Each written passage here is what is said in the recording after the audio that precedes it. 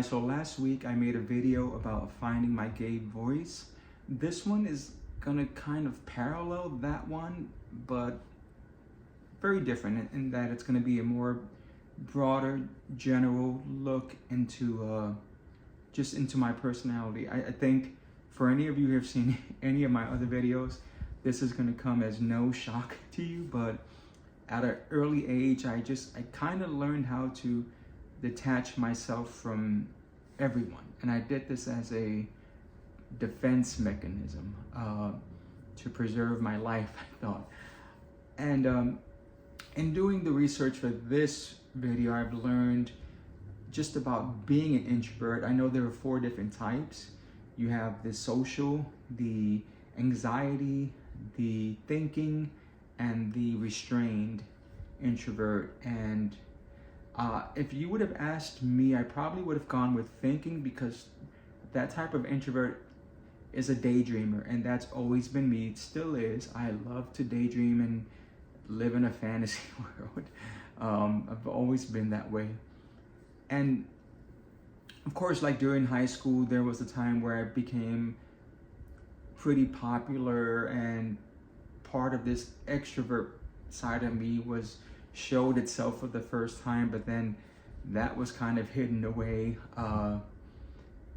I guess I got to the point where I enjoyed being an introvert. I enjoyed the solitude because of, again, there's safety. You don't have a fear of people judging you or of attacking you. There was some danger. I think that my suicide attempt, there's a video for that, but I think part of that was because I was so alone and removed from society, and that was a negative side of me trying to be an introvert, I would say now. But one thing that I did notice after I became of age and started to drink, and I think for some reason, I think a lot of you are going to be able to relate to this, but when I drank, I became a total another version of Mikey. I was the center of attention. I was the life of the party.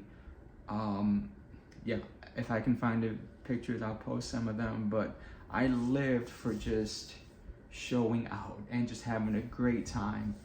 And you would think that that would have been like a great thing to happen, but that couldn't have been further from the truth, because the truth is that, you know, and throughout the years I worked at different places, and I'd go out with coworkers and I'd drink, and they would see this side of me that night when I went home, I'd be like, oh my gosh, I had such a good time. I'm so glad these people got to see this version of me. But then the next day, it's kind of like I would revert back to being detached.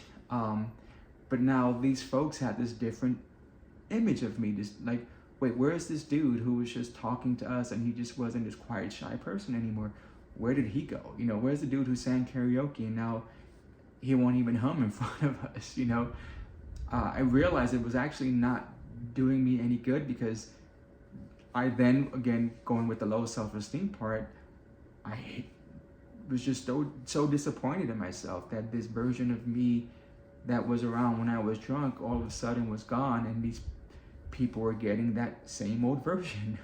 And I think for them, they were thinking, oh, maybe he was just reserved, and now we've developed in our friendship to where he can show us the true him.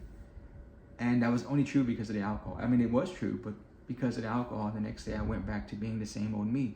And I know I must have confused tons of folks. I remember, like, one of the places that I worked at, my manager, because here's the thing, the one stipulation that I always had was that my manager, my boss, my supervisor, they would never see that side of me. I just always thought the person who writes my check should never see me off my game, or just not being the most professional, sterile version of myself ever.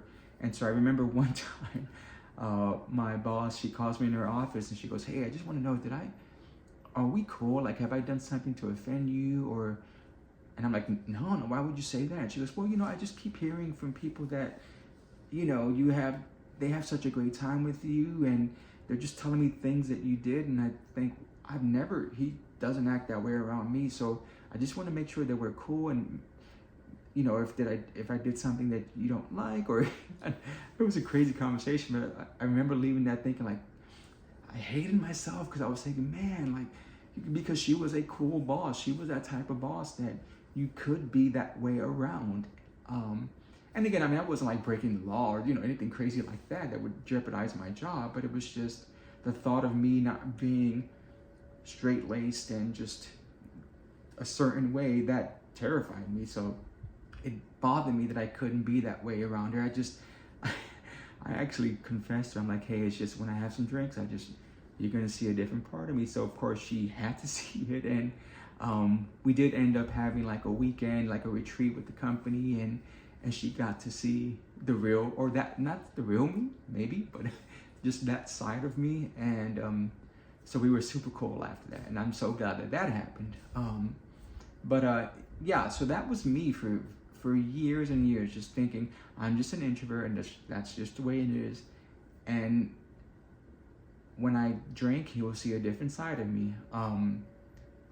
That's kind of a dangerous place to be, and I know that you guys can relate, many of you can, but when what you think is the better version of you only shows itself when you're drinking, then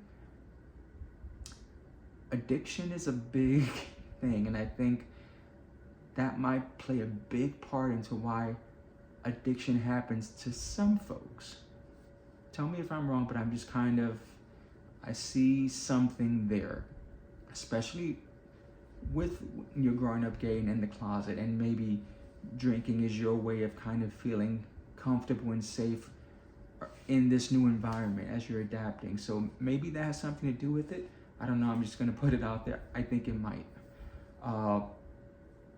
But recently, doing the work, focusing on fixing my low self-esteem, and because I'm always analyzing myself with the work, I notice these changes, even these slight little changes that happen. And that leads me to what's happening recently, and what happened to me on Friday, which was I started a new job, and where I work at, they have this thing to where, I work mainly with military folks. And so I come in Friday, and all of the military, they just so happen to have that day off. And so the remainder, the contractors, there was, I think, 4 or 5 of us.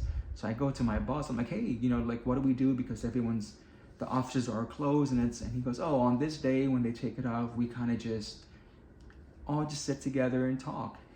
And again, going back to my instincts when I heard that, I just thought, oh God, no, like I'm gonna be forced to talk, in front of other people, and it's a small group, so everyone's gonna be looking at me when I do talk, and I'll be able to see them. All this, anxiety starts building up. But as they're talking amongst themselves, it's kind of like this newer version of me just presented itself in this setting, and I was talking, and not the usual way to where I would only talk when someone spoke to me. I would just respond. I was actually part of the conversation, and interrupting people and doing stuff that I never would have thought that I would. And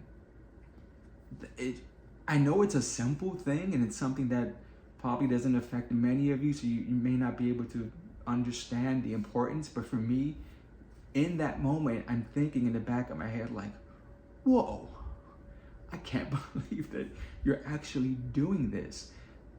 Being comfortable in myself to where now I'm comfortable amongst others.